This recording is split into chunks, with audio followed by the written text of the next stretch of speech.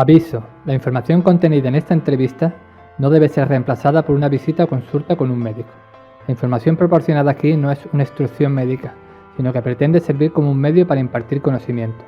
Por lo tanto, la información presentada aquí debe ser discutida con su médico o terapeuta.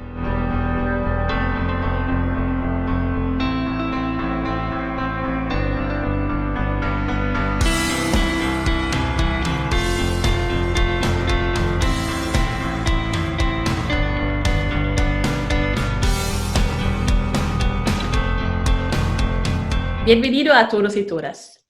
Muchas gracias, Julián. Hoy estamos aquí para la próxima entrevista. Hoy tengo el honor de entrevistar a Rafael Guzmán. Bienvenido, Rafael.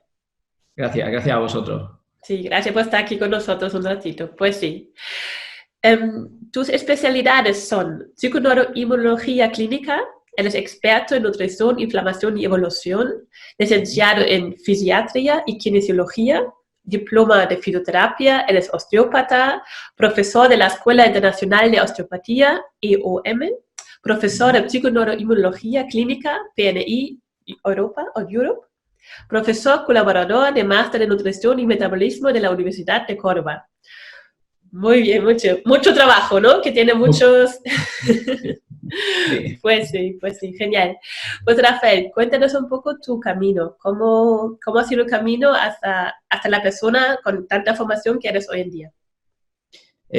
Bueno, pues mira, Julia, yo creo que todo empieza cuando yo empecé a desarrollar la formación de fisioterapia y de osteopatía.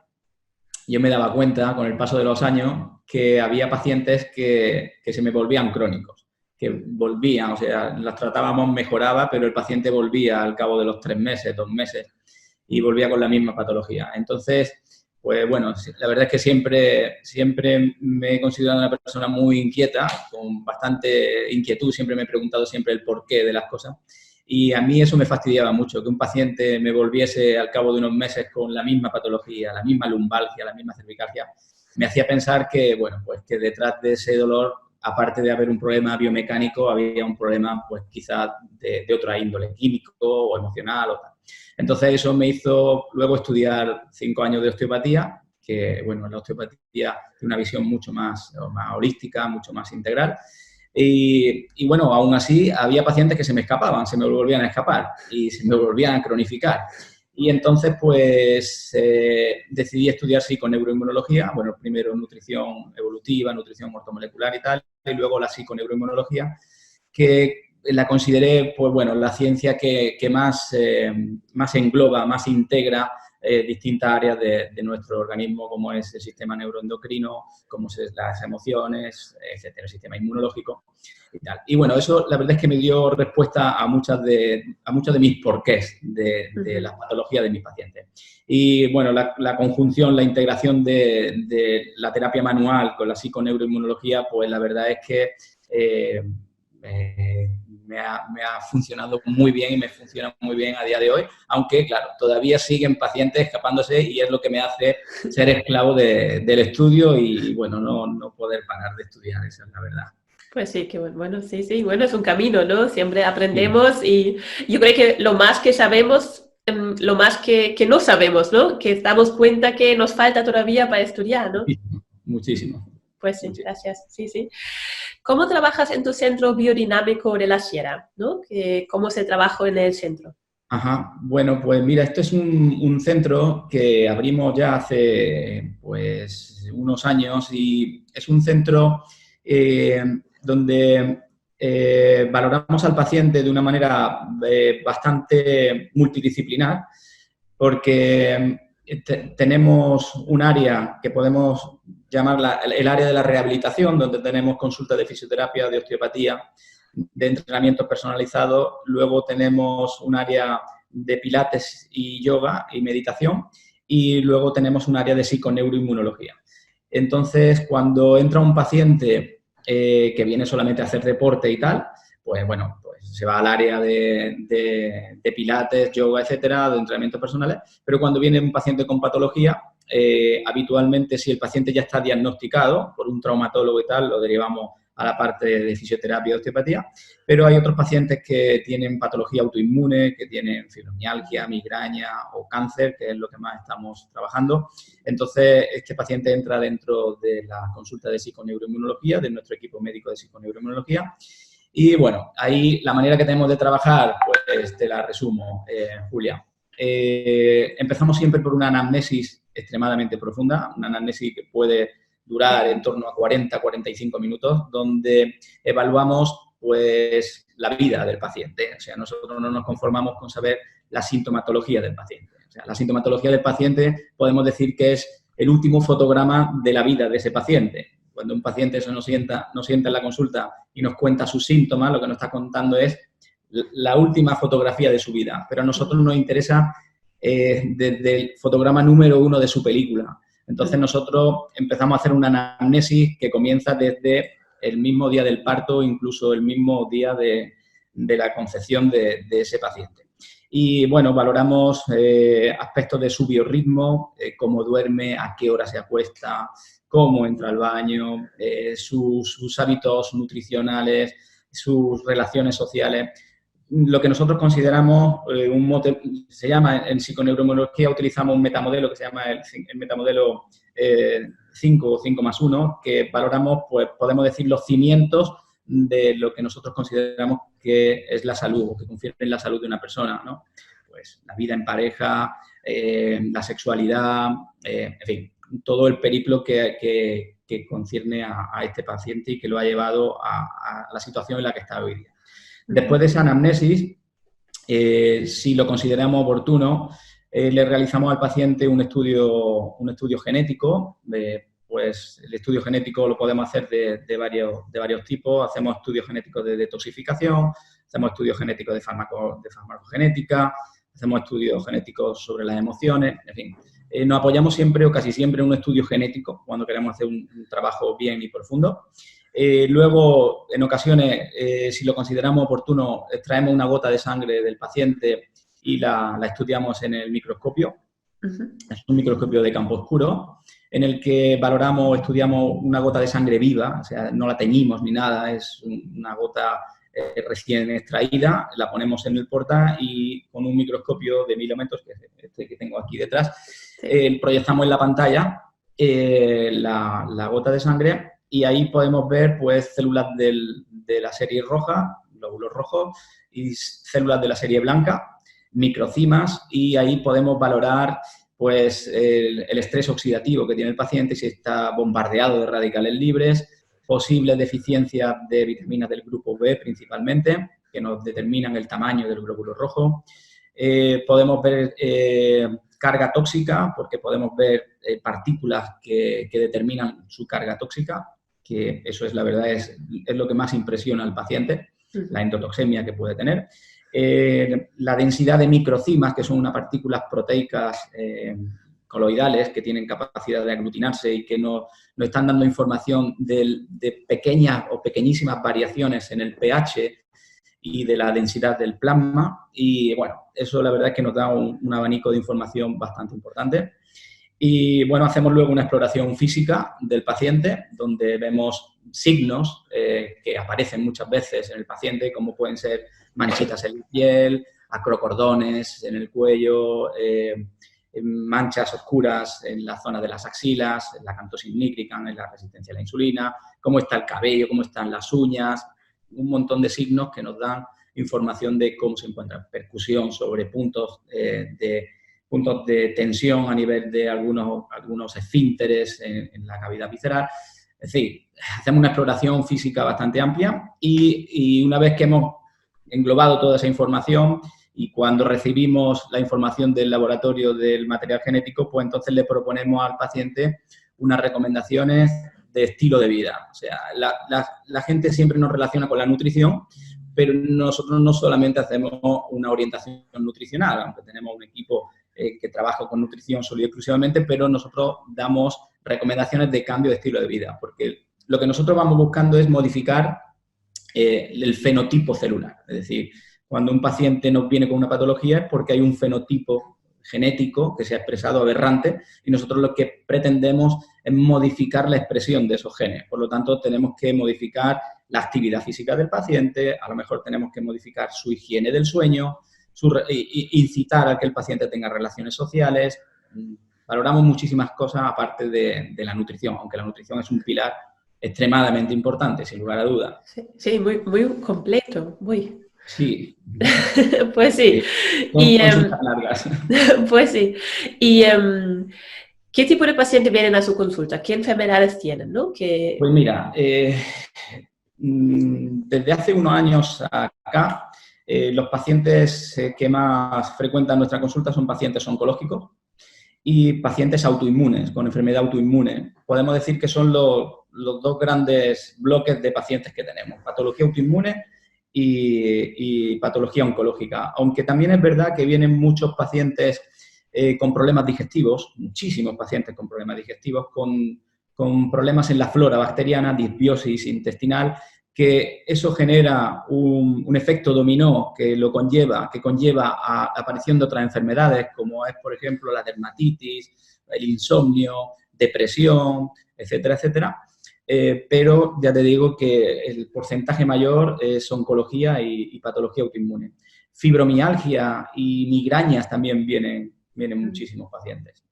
Pero, crónico, ¿no? Enfermedades crónicos que ya tienen un recorrido muy largo y sin duda, son pacientes crónicos todos, con muchos años de evolución y han pasado ya por muchas disciplinas médicas y cuando ya no encuentran solución van buscando algo que integre, pues bueno, las distintas esferas de nuestro organismo, que creo que ahí radica un poco el éxito de nuestros tratamientos, que nosotros no tratamos al paciente de manera parcelada, sino nosotros intentamos integrar los distintos sistemas que componen la patología. Pues sí, pues sí. Y luego trabaja muy completo. ¿El equipo, qué profesionales están en el equipo? Pues mira, tenemos fisioterapeutas, tenemos osteópatas, tenemos médicos, tenemos una oncóloga, tenemos dos especialistas en psiconeuroinmunología, un técnico superior en dietética y nutrición. Y bueno, en breve tenemos un proyecto ahora, vamos a ampliar y vendrán enfermeros, auxiliares de clínica, etcétera, porque ahora vamos a hacer una pequeña expansión.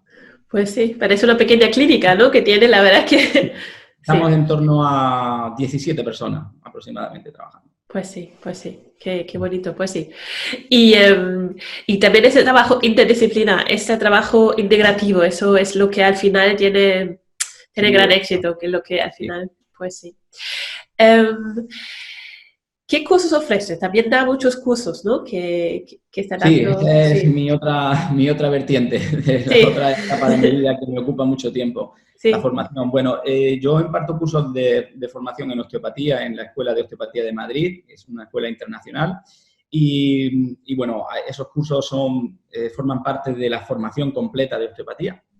Pero luego imparto cursos en esta Escuela de Formación de Psiconeuroinmunología Clínica de PNI Europe, que también estamos por algunas ciudades de España, y luego doy seminarios de 3 días, donde imparto clases de psiconeuroinmunología aplicada actualmente, son los cursos que tengo ahora mismo funcionando, psiconeuroinmunología aplicado al dolor crónico y la inflamación crónica, donde ahí tocamos temas muy diversos, la inflamación crónica de bajo grado, la permeabilidad intestinal, la microbiota, cómo manejamos el dolor, etcétera, etcétera. Y luego tengo otro curso ahora mismo funcionando que es uno de psiconeuroinmunología aplicada al deporte, para mejorar el rendimiento deportivo, la prevención de lesiones, cómo tratar lesiones deportivas, la eficiencia energética del deportista. La verdad que es un curso bastante bonito. Muy bonito, pues sí, gracias. Y su especialidad también es el tratamiento de cáncer, ¿no? Entonces, ¿cómo lo trata y cómo es el seguimiento? Bueno, en esto es lo que más estamos especializados. Evidentemente, trabajamos siempre con nuestro personal médico. O sea, nosotros no damos un paso sin que haya una prescripción médica detrás. son tratamientos totalmente concomitantes con los tratamientos que nos ofrece la oncología convencional. Nosotros siempre buscamos y pretendemos que haya comunicación con la oncología convencional y, como te digo, en nuestro equipo hay una oncóloga trabajando con nosotros. Lo primero que hacemos cuando acude un paciente oncológico a nuestra consulta, que habitualmente ya vienen diagnosticados y vienen con su tratamiento, lo primero que hacemos es un estudio de farmacogenética de ese paciente. ¿Por qué? Porque uno de los grandes problemas que tenemos hoy día en la oncología es que los tratamientos que se aplican de quimioterapia, estoy hablando en este caso, es una quimioterapia citotóxica que, como tú sabes, afecta a todas las células que tienen una división celular muy rápida, y ya no solamente estamos hablando de que hace daño a las células cancerígenas, sino que también hace daño, pues, a las células del epitelio intestinal, a las células de la serie roja de nuestra sangre, del sistema inmunológico, etcétera, que es lo que provoca el deterioro de estos pacientes. Entonces, nosotros lo primero que hacemos es ver cuál es la medicación que está recibiendo el paciente, cuál es el quimioterapéutico que está recibiendo el paciente, y hacer un estudio genético de cómo metaboliza el medicamento. ¿Por qué? Porque cada persona somos totalmente diferentes desde un punto de vista genético en cuanto a la detoxificación se refiere. Existen polimorfismos de un solo nucleótido, que es un tipo de mutación que hace que una persona pueda metabolizar un fármaco o un tóxico de una manera muy lenta, de una manera normal, como toca, a la velocidad que corresponde, o de una manera extremadamente rápida. Eso hace que los pacientes los clasifiquemos en metabolizadores pobres, metabolizadores normales y ultrametabolizadores. Esto es, te podría decir, Julia, que una de las claves de los tratamientos oncológicos radican aquí, pero el fracaso de los tratamientos oncológicos también radican aquí. Fíjate que en torno al 50%, casi el 50% de los pacientes que reciben quimioterapia mueren no como consecuencia del cáncer, sino como consecuencia del deterioro que genera esta quimioterapia. El efecto colateral o el efecto dañino colateral de la quimioterapia. ¿Por qué? Porque si a nosotros nos aplican un quimioterapéutico que nosotros no podemos metabolizar a la velocidad que debe, te pongo un ejemplo, un quimioterapéutico normal, un cisplatino o tal, que está haciendo un efecto terapéutico en el cáncer durante quizás 7 días, 8 días, hasta que se consigue lo que se conoce en oncología como el punto nadir. Si tú eres un metabolizador pobre, es decir, tu hígado, vamos a hablar del hígado, pero quiero que quede claro en todos nuestros oyentes que la detoxificación se hace en cada una de nuestras células, lo que pasa es que el órgano estrella es el hígado. Si nosotros metabolizamos muy lentamente ese tóxico, ese fármaco va a permanecer en sangre muchos más días de los que debiera, generando un daño extra. Eso es lo que deteriora al paciente. Eso es lo que hace que le aparezca tantos síntomas como la diarrea, las llagas, la falta de apetito, la neurotoxicidad, etcétera, etcétera. Y en contraposición a esto, tenemos pacientes que son ultrametabolizadores, es decir, que cuando se le aplica el tratamiento, su organismo tiene la capacidad de eliminar extremadamente rápido el quimioterapéutico, y esos son los pacientes que la terapia química no le hace efecto ninguno. Y muchas veces oímos, las células cancerígenas se hacen quimioresistentes muy rápido. Muchas veces esta clasificación está mal denominada. No es que el paciente se haya hecho quimioresistente, es que ha eliminado la quimioterapia demasiado rápido. Entonces, son tratamientos que están evocados al fracaso porque el paciente es ultrametabolizador. Entonces, con estos estudios que nosotros hacemos, lo que hacemos es ver si el fármaco es idóneo para el paciente, porque su farmacogenética, si nos lo dice, es un gene, nos lo están diciendo, y aparte de eso, adecuar y ajustar al milímetro la dosis que necesita el paciente para que le haga efecto. Y, por supuesto, ver las posibles interacciones con otros medicamentos. Un paciente oncológico es un paciente polimedicado. ¿Por qué? Pues porque está tomando también analgésicos, está tomando protectores gástricos, y todos esos medicamentos pueden hacer interacción y quitarle efectividad al tratamiento oncológico, o todo lo contrario, incrementar la toxicidad de ese tratamiento oncológico. Y no solamente hablamos de medicamentos, también estamos hablando de estilo de vida. Es decir, cuando hablo de estilo de vida también estoy hablando de nutrición. Un paciente que está tomando un quimioterapéutico, hay alimentos que no puede tomar, hay infusiones que no puede tomar, hay verduras que no puede comer porque interactúa con el medicamento. El típico ejemplo es el pomelo, por ejemplo. El pomelo todo el mundo lo considera como una fruta extremadamente saludable, pero el pomelo tiene una sustancia que se llama bergamotina, que es un inhibidor de un CYP, de una enzima, que es el CYP3A4, que puede incrementar en un 30% la toxicidad de un tratamiento oncológico. Las frambuesas, los arándanos, el cardo mariano, que lo utilizan muchos pacientes de una manera muy alegre, pues bueno, me gustaría decir a la población que nos está viendo que cuando estamos recibiendo un tratamiento de quimioterapia tenemos que ser extremadamente rigurosos con todo aquello que comemos y bebemos porque puede interactuar con el medicamento. Entonces, nosotros lo primero que hacemos para no dar un paso en falso es hacer un estudio de farmacogenética con estos pacientes para hacer un tratamiento adecuado. Y luego nosotros, en base a eso, le proponemos al paciente un tratamiento nutricional basándonos en la fisiología, o mejor dicho, en el metabolismo de la célula cancerígena. Y luego le mandamos una serie de ejercicios físicos que van a potenciar todavía más el tratamiento. Regulamos su biorritmo, que eso es fundamental. La ruptura del biorritmo lo que hace es generar una alteración en los ejes neuroendocrinos. Un paciente oncológico que no duerma, pues es un paciente que va a empeorar siempre, que va a retrasar su recuperación siempre. ¿Por qué? Pues porque mientras dormimos solo mientras dormimos es el único momento del día que nuestro sistema inmunológico está trabajando al 100%. Y cuando hay una patología oncológica hay siempre una inmunosupresión, o sea, hay un fallo del sistema inmunológico. Podemos decir que no existe el cáncer si no hay un fallo en el sistema inmunológico. Por lo tanto, el dormir es clave en un paciente oncológico. Tenemos que conseguir regular esos ejes neuroendocrinos para que el paciente duerma. Y bueno, podría comentarte 1000 cosas sobre la nutrición de un paciente oncológico, basándonos sobre todo en su metabolismo, Julia. Mira, hay una cosa, no sé si disponemos de tiempo para... Sí. Hay una cosa que a nosotros nos llama mucho la atención. Una de las pruebas más definitivas en oncología que se usan para ver la agresividad de un cáncer es el PET scan. El PET scan es una prueba basada en los estudios de un fisiólogo, un biólogo maravilloso que fue Otto Warburg. Otto Warburg fue galardonado con un premio Nobel en 1931 y fue nominado 37 veces más al premio Nobel, y él descubrió el metabolismo de la célula cancerígena. Una célula cancerígena se caracteriza porque su metabolismo es anaeróbico por completo. La única manera que tiene de obtener energía es a base de la glucólisis, de la fermentación. Te hablo para que no entiendan todos los oyentes, Julia.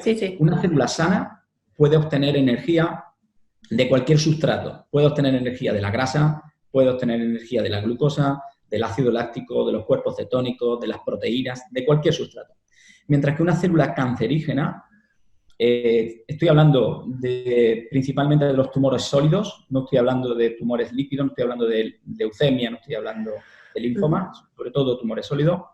Estas células obtienen en torno al 70% de su energía, la obtienen de la glucosa, de la glutamina y ya en última instancia de algunos ácidos grasos, pero principalmente de la glucosa. Y fíjate que cuando a un paciente le diagnostican un cáncer, le suelen hacer una prueba que es el PET scan, la tomografía por emisión de positrones, y a estos pacientes lo que hacen es inyectarle en vena una sustancia, un radiofármaco, que es la 18-fluorodesoxiglucosa. Es una glucosa con un trazador, es con un isótopo radiactivo. ¿Por qué se le inyecta esto al paciente? Porque las células cancerígenas expresan cientos de veces más transportadores de glucosa que una célula sana. ¿Por qué hace esto la célula cancerígena? Porque la única fuente energética, o casi la única fuente energética, es la glucosa. Y una célula cancerígena tiene una sobreexpresión de todas las enzimas, de todas las sustancias que utiliza para la conversión de glucosa en energía, en ATP. Entonces, cuando a uno le hacen un PET scan, lo que estamos valorando es a qué velocidad las células cancerígenas están absorbiendo glucosa, literalmente. Y este dato, que bueno, el PET scan nos emite un dato que se llama SUB, que es el valor estandarizado de captación de glucosa, que nos está indicando a qué velocidad consume glucosa estas células cancerígenas. Y atendiendo a ese numerito, a ese SUB, el oncólogo determina la agresividad del tumor. Podemos decir que clasifica, atendiendo a esta prueba, cómo es de agresivo el tumor y lo cataloga. Y ve su metabolismo. La palabra metabolismo siempre sale en los informes del PET scan. Bien, esto se utiliza para el diagnóstico, pero luego no se traslada al tratamiento. ¿Cómo es posible que me determine si mi cáncer es muy agresivo o no, atendiendo al consumo de glucosa que tiene, y luego me permitas comer bombones, dulces, etcétera, etcétera? Es un poco contradictorio. Entonces, nuestros tratamientos consisten en hackear, literalmente, las rutas metabólicas glucolíticas de las células cancerígenas. Es decir, lo que nosotros pretendemos es cortar el acceso o el suministro energético a la célula cancerígena. Esto es más fácil decirlo que hacerlo, Julia. Sí. Sí. Para eso necesitamos una serie de sustancias químicas, una serie de fármacos, una serie de complementos de vitaminas, minerales, oligoelementos y algunos fármacos, porque la célula cancerígena, cuando expresa un fenotipo glucolítico anaeróbico, ya es irreversible. Ella no tiene capacidad de volver a establecer un fenotipo aeróbico. Una célula cancerígena, Julia, se caracteriza porque lo que provoca o lo que se genera en una célula cancerígena es una involución en el tiempo.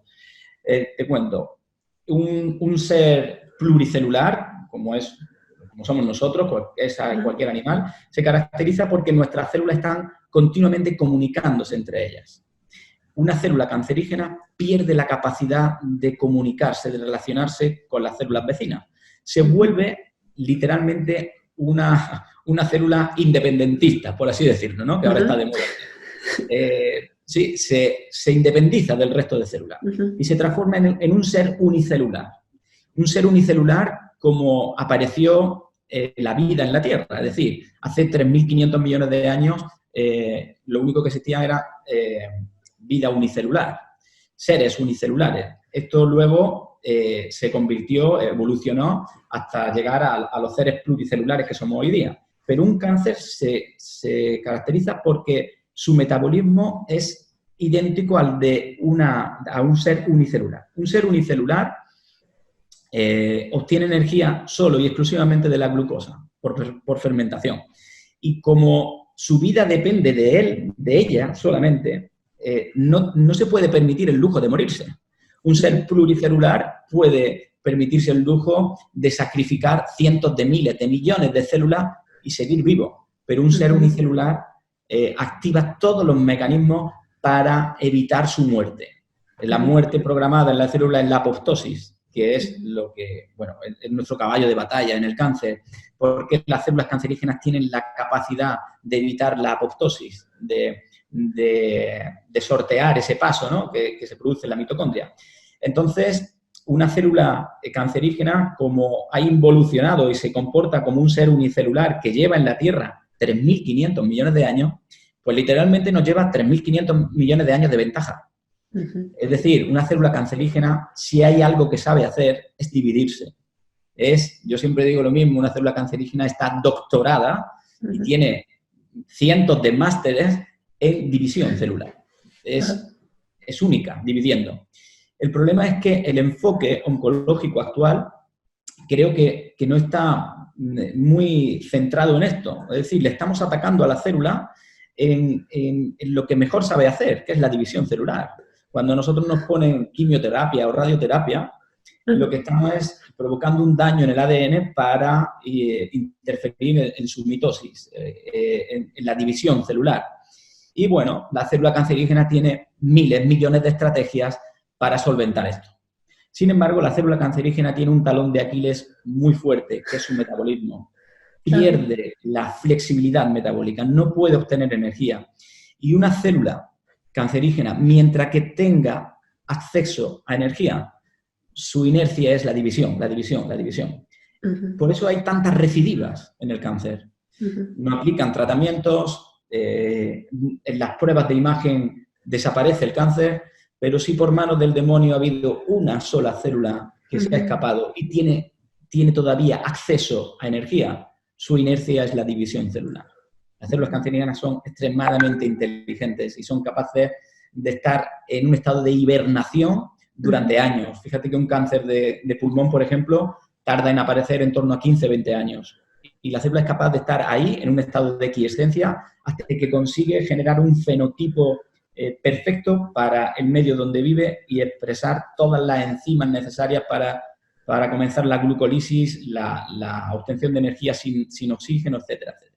Entonces, creo que el enfoque tendría que ser un poco más multidisciplinar, no solamente dedicarnos a inhibir la división celular, sino también inhibir, hackear las rutas metabólicas de energía de estas células cancerígenas. Y creo que ahí puede radicar el éxito en el tratamiento del cáncer, complementar estos dos tratamientos. Bueno, nosotros lo que dedicamos principalmente es a la oncología metabólica, al metabolismo del cáncer. Pues sí, muy, muy interesante, pues sí. ¿Y nos puede contar un ejemplo de un paciente suyo? ¿Cómo fue el proceso? Sí, bueno, te puedo contar varios ejemplos. Uno más interesante, uno que... Muy interesante. Bueno, sí. Mira, te puedo contar un ejemplo muy, muy significativo. Tuvimos un señor de Huelva, él trabajaba en una empresa de la ciudad petroquímica de Huelva, que sabes que ahí hay una contaminación bastante alta. Y este señor tenía un cáncer de pulmón con metástasis cerebral. Dio la casualidad que este señor vino a la consulta y una semana después, justo una semana después, vino un compañero suyo de trabajo presentando el mismo tipo de cáncer. Cáncer de pulmón con metástasis a nivel cerebral. Bueno, el primer paciente que vino totalmente convencido de la terapia, tenía referencias nuestras y se sometió a nuestros tratamientos, combinó la quimioterapia que le estaban dando con nuestros tratamientos. El paciente apenas sufrió efectos secundarios de la quimioterapia, le hicimos su estudio farmacogenético, lo hizo todo perfectísimamente, mientras que su compañero, que vino a la consulta un poco arrastrado por familiares, él no estaba muy convencido de esto, él comentó con su oncólogo lo que nosotros le habíamos propuesto de tratamiento, el oncólogo no lo aceptó y este paciente, pues bueno, abandonó nuestro tratamiento. Podemos decir que casi ni lo inició. Bueno, pues casualmente, no lo sé, yo hay cosas que verdaderamente no creo mucho en las casualidades. Los dos tenían el mismo tipo de cáncer, el mismo tipo de tratamiento, se sometieron prácticamente a las mismas sesiones de quimio y de radio. El primero de los pacientes fue evolucionando muy bien, muy bien, muy bien. Y al cabo de 9-10 meses, le repitieron el PET scan y estaba limpio por completo. Su compañero falleció al año y medio. Tuvo un deterioro brutal y falleció al año y medio. Bueno, quizás sea casualidad, no lo sé, Julia. Sí, pero tenemos mucha constancia de los pacientes que siguen el tratamiento metabólico, ya no solamente que incremente un poco su esperanza de vida, o que incremente mucho su esperanza de vida, sino que la calidad de vida que tiene mientras está recibiendo el tratamiento es mucho mayor y es importante. Pues sí. Tenemos otro caso de una chica con cáncer de mama, estrogénico dependiente, se sometió a los tratamientos de quimioterapia, le pautaron 12 sesiones de quimioterapia, a la cuarta sesión le hicieron un estudio, un TAC y una mamografía y tal, y se dieron cuenta de que estaba libre de la enfermedad, le suspendieron la quimioterapia, empezaron a proponerle un tratamiento de tamoxifeno, y dio la casualidad que en el periodo de tiempo que pasó entre que le hicieron las pruebas y le pautaron el tamoxifeno, esta chica se nos quedó embarazada. Ya, fíjate, Julia, sí. Una persona recibiendo una quimioterapia terminó las sesiones de quimioterapia y en menos de un mes se quedó embarazada. Oh. Esto nos hace pensar que cuando el cuerpo recibe todos los micronutrientes que necesita y tiene bien regulado su eje neuroendocrino, la vida es tan potente que incluso estando sometido a un tratamiento así es capaz de, ya ha sido mamá, esto fue el año pasado. Sí. Tenemos muchos casos curiosos. Qué bonito. Estamos tratando a una chica de Granada con un tumor de colon con metástasis en hígado, fase 4, estaba ya en paliativos.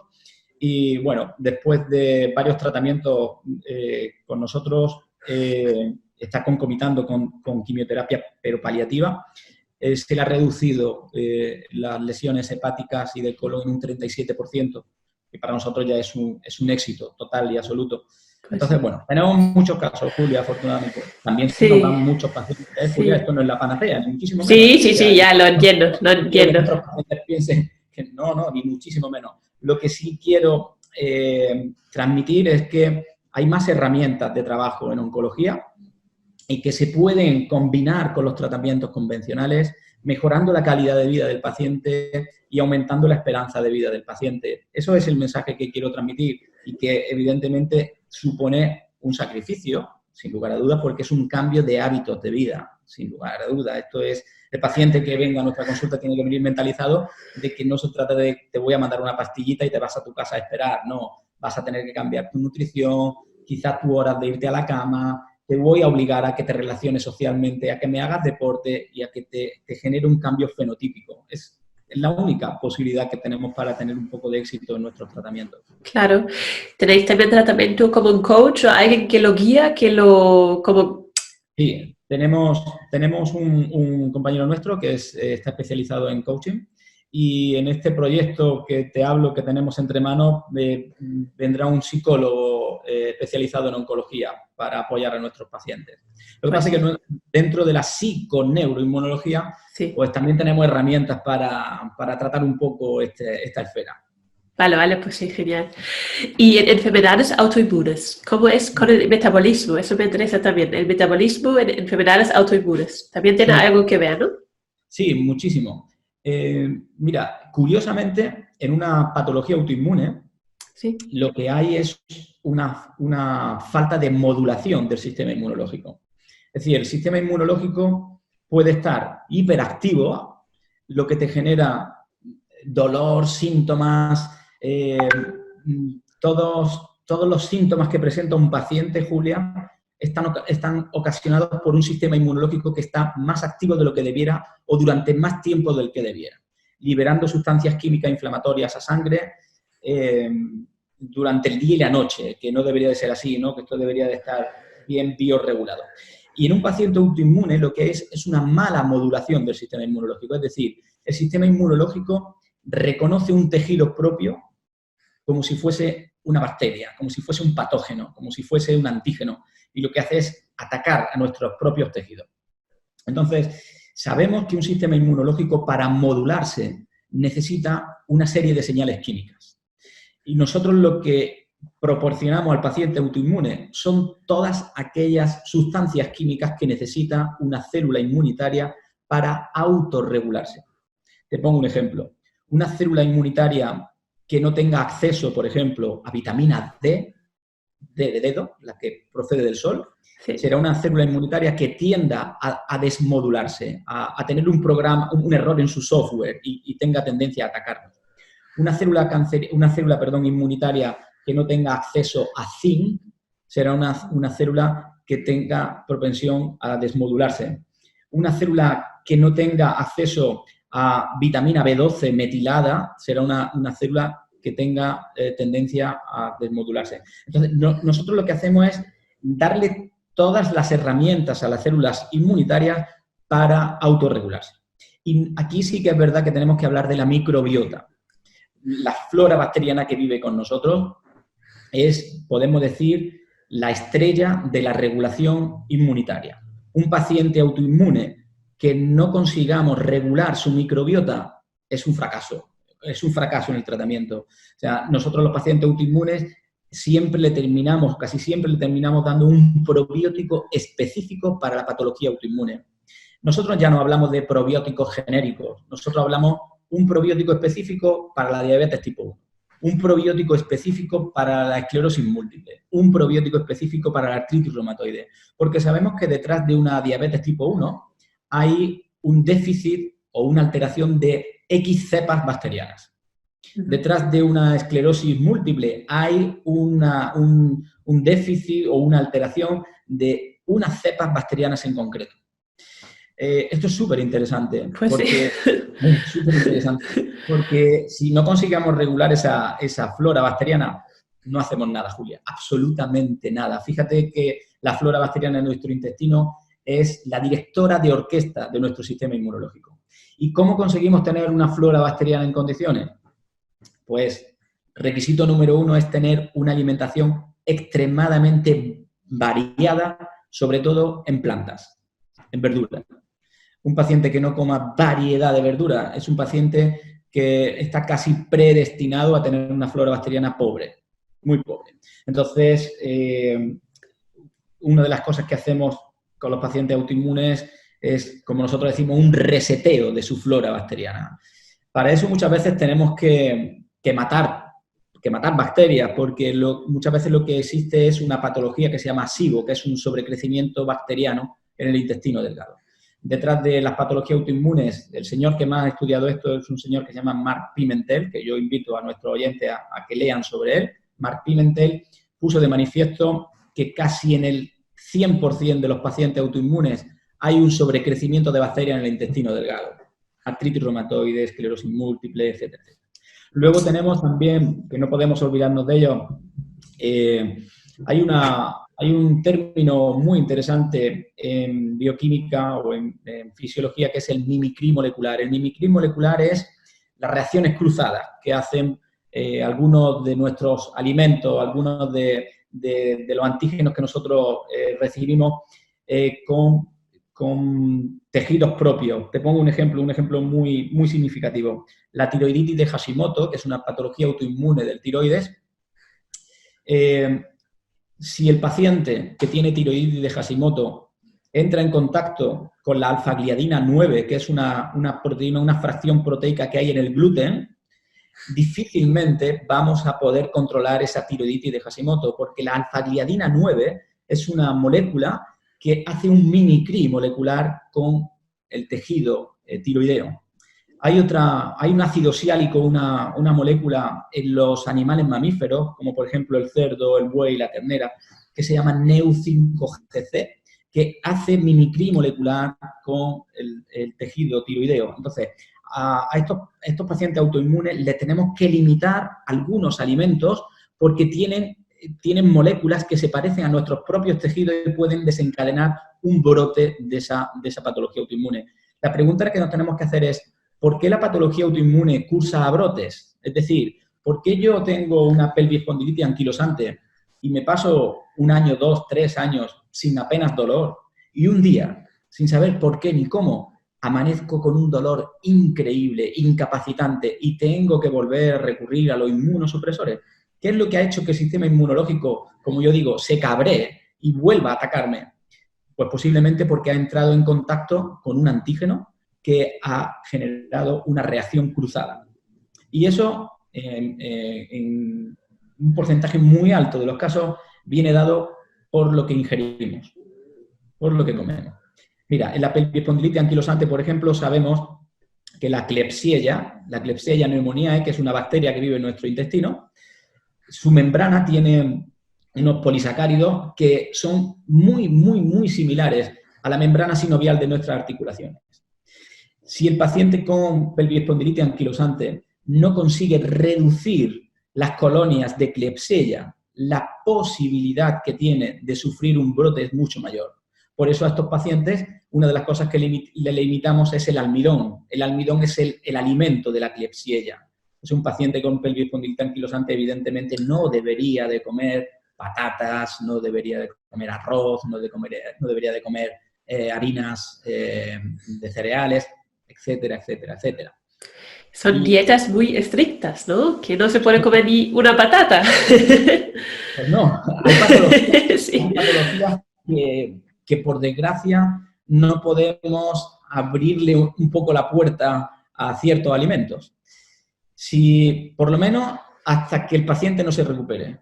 Nosotros siempre decimos que las recomendaciones nutricionales que nosotros damos es hasta el periodo de recuperación. Una vez que el paciente se ha recuperado, debemos de introducir esporádicamente alimentos que en teoría nos agreden. Es decir, estas recomendaciones tienen un tiempo. No todos los pacientes que vienen están con estas recomendaciones toda la vida, ni muchísimo menos. Pero sí durante un periodo de recuperación que va desde meses, a veces hasta años.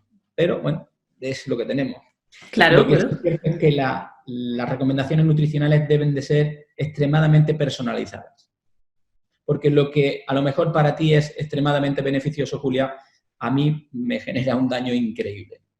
Claro, ¿vale? Eso depende del metabolismo, ¿no?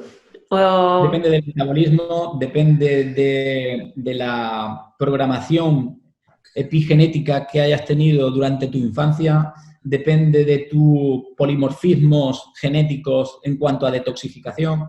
Hay muchas variables. Pues sí. Que muchas de ellas se nos escapan, por desgracia, pero bueno, intentamos aunar información.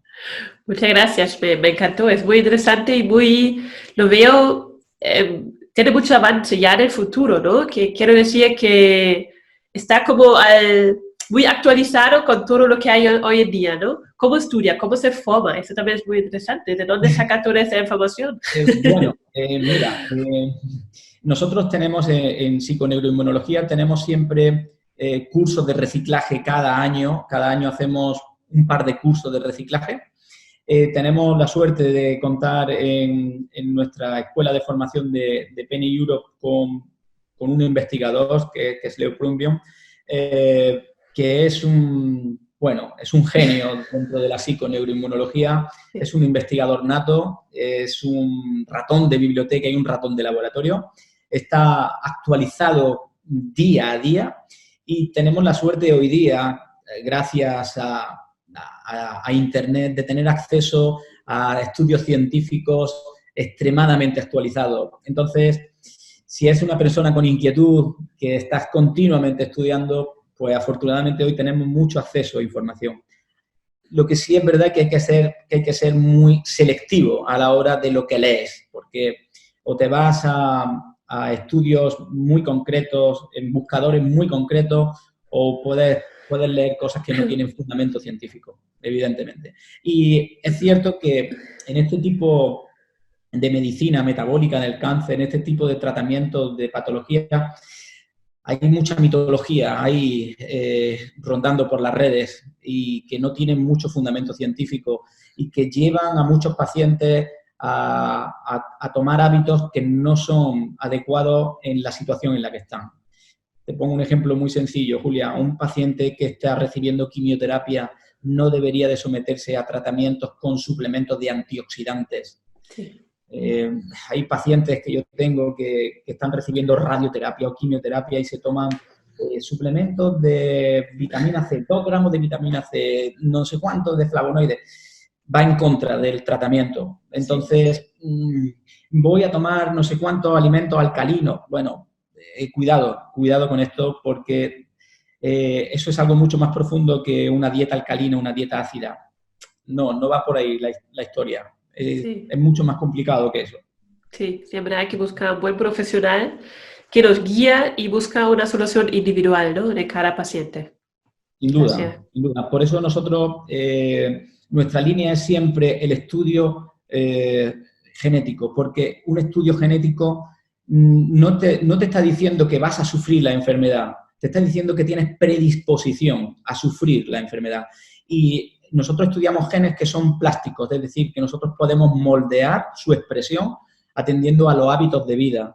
Entonces, si yo le hago un estudio genético a un paciente y me dice, mira, no me estás produciendo, por ejemplo, por ponerte un ejemplo, no me estás produciendo suficiente superóxido dismutasa. La superóxido dismutasa es un complejo enzimático que sirve para inhibir los radicales libres mitocondriales y citoplasmáticos, que son los que más patologías cancerígenas producen de todo. Entonces, una persona que tenga un polimorfismo y no genere la superóxido dismutasa, como corresponde. Yo, por ejemplo, yo tengo un polimorfismo y yo produzco el 50% de la superóxido dismutasa que debiera. Es como si en una cadena de producción de un supermercado, de una fábrica, donde hay 2 cintas transportadoras generando superóxido dismutasa, pues a mí me está funcionando una sola cadena de producción, ¿no? Porque soy heterocigótico en mi estudio genético. Hay personas que son homocigóticas, es decir, que lo ha heredado del padre y de la madre y no está produciendo superóxido dismutasa. Eso te predispone a sufrir ciertos tipos de cáncer. Si yo a ese paciente le induzco una alimentación rica en antioxidantes, antes de que te aparezca el cáncer, evidentemente, yo estoy previniendo ese cáncer. Claro. Entonces, nosotros hoy día nos apoyamos mucho en los estudios genéticos para prevenir. Nosotros no queremos hacer una medicina reactiva, es decir, una medicina donde me viene el paciente con una prueba y me dice, pues mira, Rafa, tengo diabetes porque me ha salido la hemoglobina glucosilada muy alta, me ha salido el índice de EOMA alterado, tal, tengo diabetes y ahora quiero que me des una solución para este diabetes. Eso es medicina reactiva, tengo que reaccionar contra esas pruebas, ¿no? Nosotros queremos hacer una medicina preventiva. Sí. Y para eso lo mejor es, pues bueno, hay antecedentes familiares, te voy a hacer un estudio genético y te voy a cambiar tus hábitos para prevenir, no dar lugar a tener que reaccionar. Claro, eso significa venir a la consulta cuando estamos bien y hacer este estudio para prevenir. Es que la verdad que para... Sí, sí. Tuve un caso muy simpático hace un mes y medio. Me vino un señor que había sido padre con 59 años. Uy. De gemelos, además. Y me decía, Rafa, estoy muy asustado porque tengo un sentimiento de responsabilidad increíble con mis hijos y me da un miedo atroz enfermar. Sí. Y literalmente es que no duermo, Rafa, desde que he sido padre. Y bueno, le dije, mira, un estudio genético y vemos tu predisposición a enfermar. Entonces le hice un estudio genético de detoxificación, que ahí es donde empieza el 95% de las enfermedades, empiezan ahí, cuando nuestras células no son capaces de eliminar por completo los tóxicos. Pero, Julia, cuando te hablo de tóxicos no te estoy hablando de los humos de los coches, de los humos del tabaco, te estoy hablando de nuestras propias sustancias. Es decir, la adrenalina, cuando nosotros la hemos generado y ha cumplido su función, la tenemos que eliminar. Si no la eliminas a la velocidad que debes, eso es un tóxico, que genera metabolitos que pueden llegar a ser aductos que nos generen mutaciones genéticas que nos lleven a un cáncer. Entonces, yo a este señor le hice un estudio genético y afortunadamente el estudio genético salió maravilloso. Es decir, tiene un fenotipo, o sea, tiene un genotipo maravilloso que le induce a tener un fenotipo muy saludable. Y yo le dije, no te preocupes, si me haces ejercicio físico, me comes medianamente bien, tu predisposición es a que seas longevo, no te preocupes. El señor respiró, se fue sumamente tranquilo, pero se lo dije, cuidado, esto te predispone, pero claro. Si tienes unos hábitos de vida que no son saludables, posiblemente desarrolles enfermedad, evidentemente. Pues sí, genial, me gusta, qué bonito. Pues sí, gracias. ¿Y cómo lo ves el futuro de la medicina que estás practicando, no? ¿Cómo lo ves el futuro? ¿Tú ves cada vez esto a lo mejor, como también estás dando clase en el máster en Córdoba? Eso es en la universidad pública, ¿no? La Universidad de Córdoba. Pues mira, yo soy una persona muy positiva, Julia? Muy positiva. Sí, vale. Afortunadamente, como tengo acceso a dar clase en España y fuera de España, yo voy mucho a Sudamérica a dar clase, viajo por Europa dando clases, tengo la posibilidad de promulgar esta ciencia y muchas veces el único afán que yo tengo por dar clase es por transmitir estos conocimientos para que haya un cambio de tendencia en este tipo de medicina, que es la medicina preventiva. Entonces, yo soy positivo porque creo que desde que Nixon apostó por erradicar el cáncer hace ya casi 50 años, se han invertido, no sé, 180.000 millones de dólares y la verdad es que la incidencia y la prevalencia de cáncer sigue en aumento. Y fíjate que a día de hoy los datos son terroríficos. No te quiero dar datos porque te vas a deprimir, sí, literalmente, ¿no? Sí. Pero se prevé que en las 2 próximas décadas se incremente en un 70% el número de casos de cáncer. Estamos hablando de que hoy día a nivel mundial mueren casi 8,5 millones de personas de cáncer. Eso es una auténtica barbaridad. En España hoy día, a nivel hospitalario, el 24,2% de los pacientes que mueren es por culpa del cáncer. Ahora, en septiembre, se ha publicado en Lancet un estudio, el estudio PURE, que pone de manifiesto que el cáncer en los países industrializados, en los países ricos, ya ha sobrepasado las muertes por las enfermedades cardiovasculares.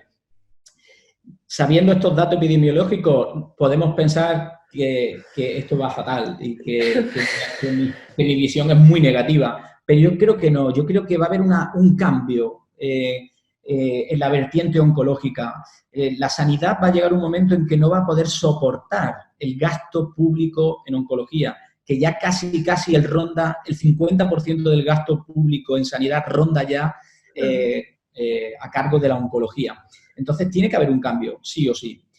Yo creo que la oncología convencional actual llegará un momento en que se apoye en la oncología metabólica. No tiene más remedio. Ya hay más de 35 países en el mundo donde existen clínicas de tratamiento metabólico. Ya hay alguna industria farmacéutica que está investigando en fármacos en relación al metabolismo cancerígeno. Y bueno, afortunadamente hoy día, gracias a las redes, las personas, el público tiene acceso a mucha información. Sí. Y bueno, los que nos dedicamos a esto, nuestro afán es promover, transmitir para que el público tenga acceso a estas herramientas de trabajo, y cada día hay más oncólogos que están introduciéndose en estas líneas de trabajo. Y bueno, yo soy positivo. Yo creo que tiene que haber un cambio, Julia, tiene que haber un cambio en la oncología, sin lugar a duda. La prevención tiene que estar siempre presente en los sistemas sanitarios. No se puede invertir, de esos 180.000 millones, no se pueden invertir 4.000 millones en prevención y el resto en investigación de quimioterapia y radioterapia. Lo veo absurdo. Y eso es lo que ha ocurrido hasta el día de hoy. Sí. Y en 50 años sigue incrementándose las muertes por cáncer. Por lo tanto, no ha habido un avance en oncología en ese sentido. Sí. Por supuesto, en tumores tipo linfomas, tipo leucemia, se ha avanzado muchísimo. Y en algunos tipos de cáncer se ha avanzado muchísimo. Pero hay muchos tumores que se ha avanzado muchísimo no porque los tratamientos sean mucho más efectivos, sino porque el diagnóstico es mucho más precoz. Al ser el diagnóstico más precoz, lo que conseguimos es que el tumor empezamos a tratarlo cuando es muy pequeñito. Sí. Y es que, ¿sabes qué pasa, Julia? Que un tumor, cuando se hace grande, se hace muy eficiente metabólicamente. Entonces, cuando un tumor es eficiente metabólicamente, no hay quien lo pare, no hay quien lo frene.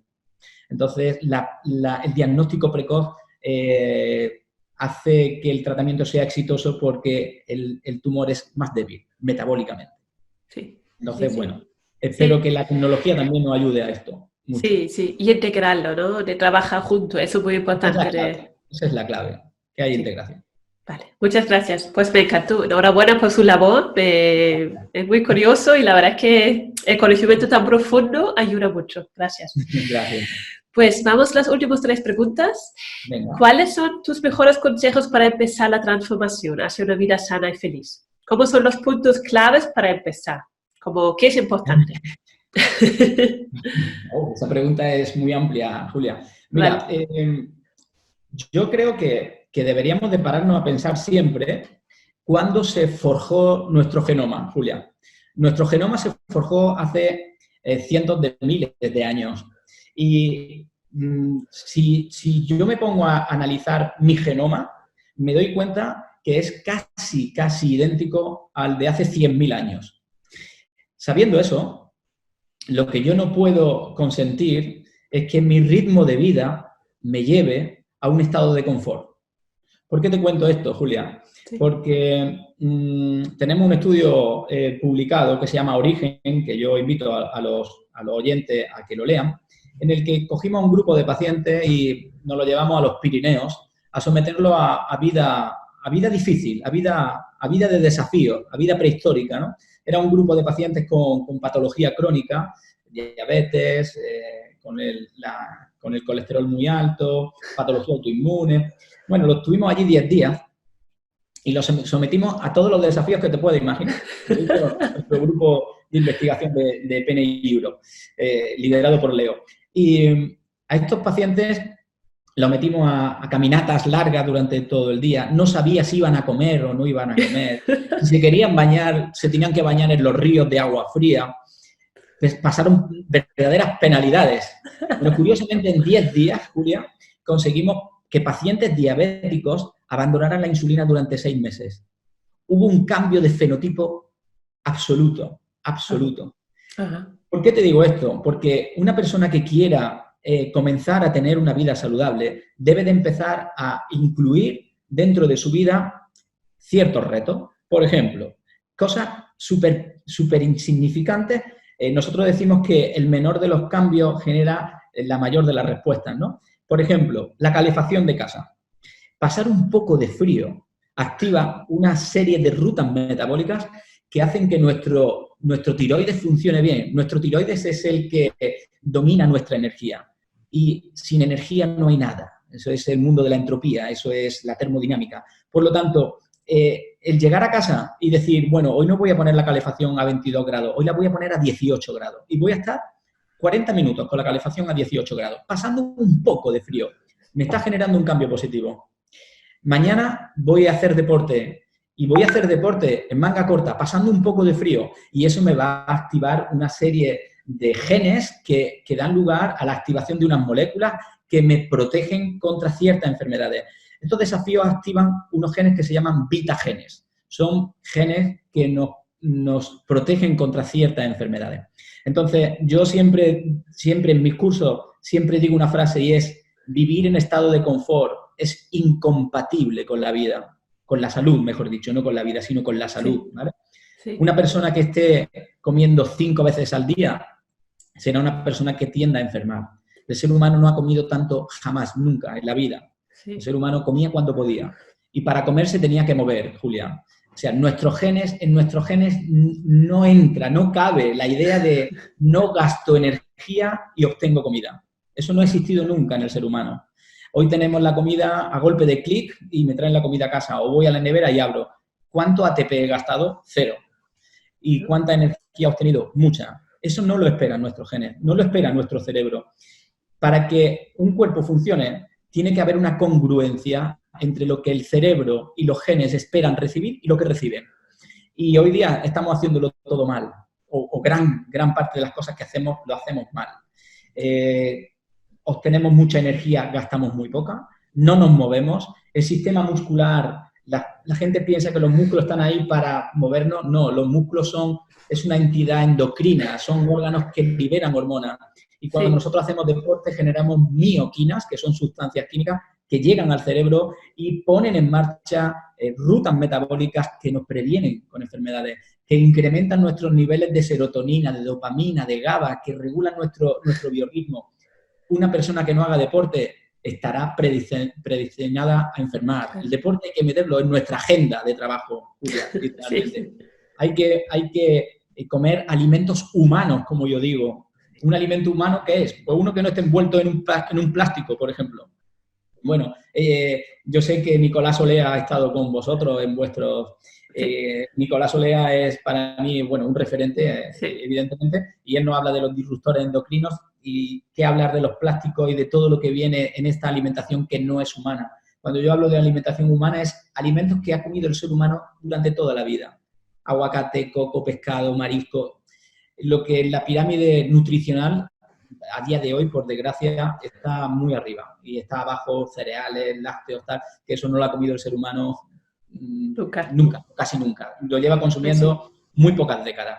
Fíjate que el ser humano lleva en la Tierra 76.600 y pico décadas, o generaciones, mejor dicho, no décadas, perdón, generaciones, y estos tipos de alimentos los llevamos consumiendo 6, 7 generaciones. ¿Y la carne?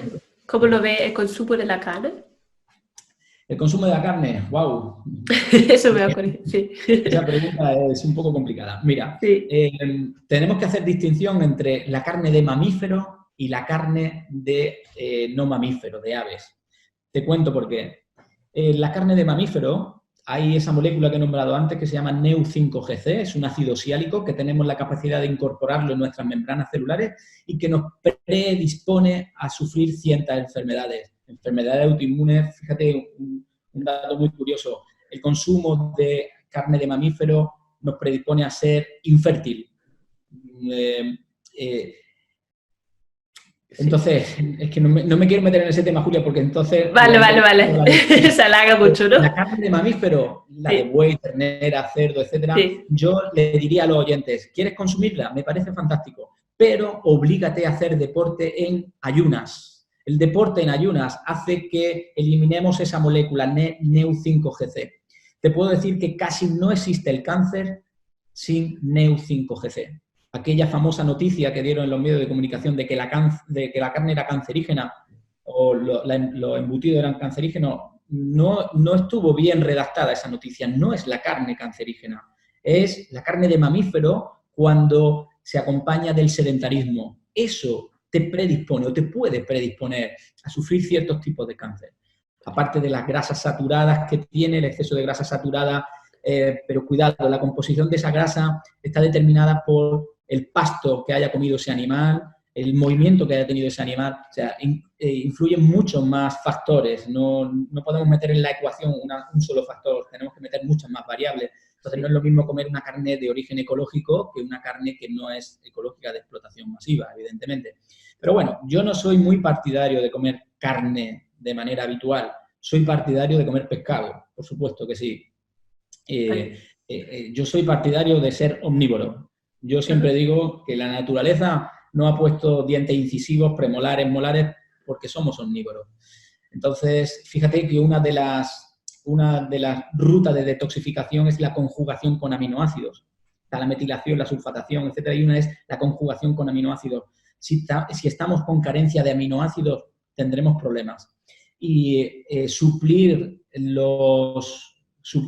aporte de aminoácidos de origen animal con aminoácidos que procedan de las legumbres y de los cereales, como hacen muchos veganos, bueno, está un poco reñido porque los cereales y las legumbres tienen muchos antinutrientes que nos pueden hacer pupa, nos pueden hacer daño en el intestino, ¿vale? Yo sé que esto es una cosa que retumba un poco con lo que hay ahí fuera, pero las legumbres y algunos cereales pueden hacer más daño que beneficio. Son plantas que tienen su sistema inmunológico y que se defienden.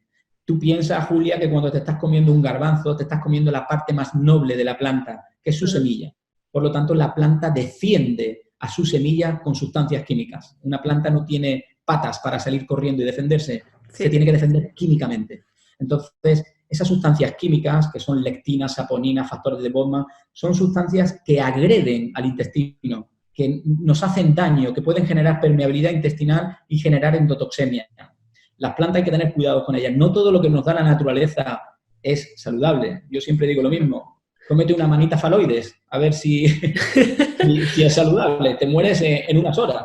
Por lo tanto, cuidado, ¿vale? Entonces, yo soy partidario de comer un poco de todo. Cuando estamos sanos. Cuando estamos sanos hay que comer de todo, un poco. Y tener mucha variedad. Cuando estamos enfermos, tenemos que ver y analizar lo que estamos comiendo. Pero cuando estamos sanos, comer un poco de todo. Yo no quiero ser radical, yo no estoy de acuerdo en abandonar la carne por completo. Cuidado, otras cosas son las creencias y la ideología de cada persona, que eso hay que respetarlo, por supuestísimo, y que eso sí que es verdad que puede ser un factor a tener muy en cuenta y decir, oye, no quieres comer carne por tus creencias, me parece magnífico. Te va a hacer más daño si la comes porque estás en contra de tus principios, claro. Evidentemente. Claro. Bueno, comer de todo, excepto gluten o azúcar, ¿no? Cosas que sabemos que nos hace daño, ¿no? Sí, pero Julia, de vez en cuando tenemos que presentarle a nuestro sistema inmunológico moléculas que hacen daño. Y decirle, mira, querido sistema inmunológico, esto te vas a encontrar en la calle, mañana cuando me inviten a una boda yo me lo voy a comer sí o sí, entonces te lo voy a presentar de vez en cuando para que no me generes una respuesta extremadamente agresiva el día de mañana. Entonces, yo soy partidario de que una vez que ya estamos restablecidos o hemos pasado una enfermedad, de vez en cuando hay que comer un poco de, entre comillas, porquería, para tener las rutas metabólicas de detoxificación de eso también activas. Y tener sensibilizado al sistema inmunológico con esos antígenos. Darle un pequeño recordatorio, como una pequeña vacuna. Eso hay que hacerlo. Vale, Hay que hacerlo. pues sí, gracias. Aparte de que Sí. hoy día en nuestras sociedades occidentalizadas todo lo celebramos comiendo. Y la comida forma parte de la sociabilización. Entonces, si tú estás sano, si ya te has recuperado, no te pierdas una fiesta con tus amigos porque no puedo comer. No, come, no pasa nada. No pasa nada. Sí. Lo que hace daño es el día a día, Julia, no Sí. lo que hacemos esporádicamente. Sí, pues sí, gracias, pues sí. ¿Y qué hacemos cuando tenemos una recaída? Cuando empezamos un camino sano, por ejemplo, en la oncología creo que pasa mucho, ¿no? Empezamos bien y tiene una recaída fuerte. Bien, si hablamos de oncología, Julia, y hay una recidiva, pues bueno, ahí no te puedo hablar de generalidades porque habría que estudiar cada caso. Yo siempre digo que hay cosas que sí es verdad que yo invito a los pacientes o a los oyentes a que hagan diariamente. Una es ejercicio físico, sí o sí, y cuanto más recaída haya, más ejercicio físico debemos hacer. Ejercicio físico atendiendo a la patología, ¿vale? Sí. Un paciente con fibromialgia no se puede ir a correr. Tendrá que empezar por hacer ejercicios de brazos para modificar un poco algún metabolismo, pero el ejercicio físico siempre tiene que estar detrás de una recaída. Siempre. ¿De acuerdo? Y una vez que tenemos una recaída, tendremos que ser muy cuidadosos con la higiene del sueño, no utilizar tablet, ordenador, teléfonos móviles a la hora de irnos a la cama, colocarnos unas gafas de filtro azul para que la luz azul no incida sobre nuestra retina e informe a nuestro cerebro de que es de día y comience la producción de melatonina, que es una hormona, tú sabes que es antioxidante, anticancerígena, activa el sistema inmune y tal. Entonces, tener una higiene de sueño increíble, hacer deporte de manera rutinaria, tener un cuidado extremo con lo que comemos, recibir cariño de las personas que queremos y necesitamos ese cariño, ¿de acuerdo? Abrirnos a la sociedad, es decir, no podemos quedarnos recluidos en casa, hay que sociabilizarse, la sociabilización es fundamental y, por supuesto, tener una vida lo más cercana a la naturaleza posible.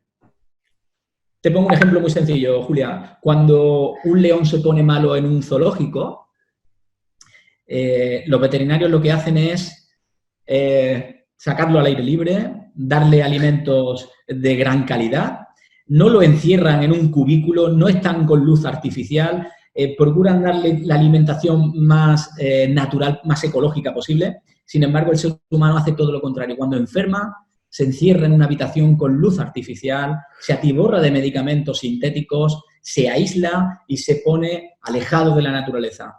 Lo hacemos al contrario. Y un león es un mamífero igual que nosotros, no lo podemos olvidar. Entonces, cuanto más enfermo estés, acércate a la naturaleza. Qué bonito. Para duda. Tenemos que cambiar los hospitales, ¿no?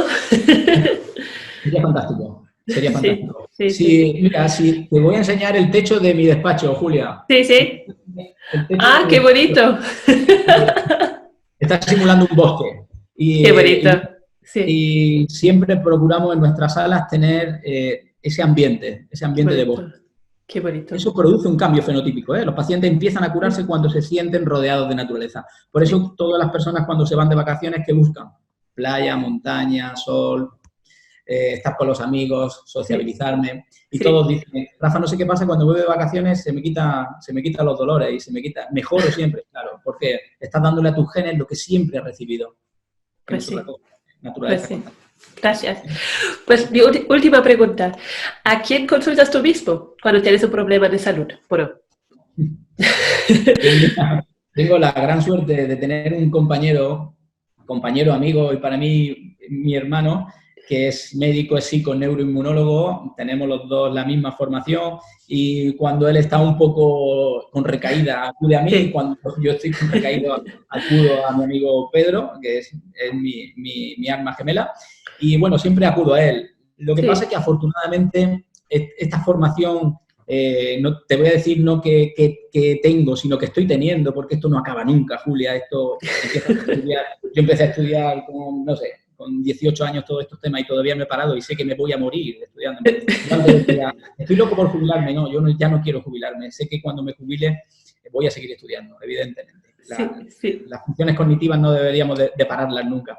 Entonces, afortunadamente, esto nos da herramientas, nos da muchas herramientas que nos hacen superar estos pequeños altibajos, estas recaídas. Y bueno, yo sé que cuando tengo una recaída me voy al monte, hago deporte, procuro tomar el sol, me suplemento con ciertos oligoelementos, vitaminas y me hace salir del agujero. Genial, genial. Muchísimas gracias por la entrevista. La verdad que, wow, ha sido una información buenísima. Me gustó muchísimo. Muchas gracias. Gracias, Julia. Gracias a vosotros, siempre.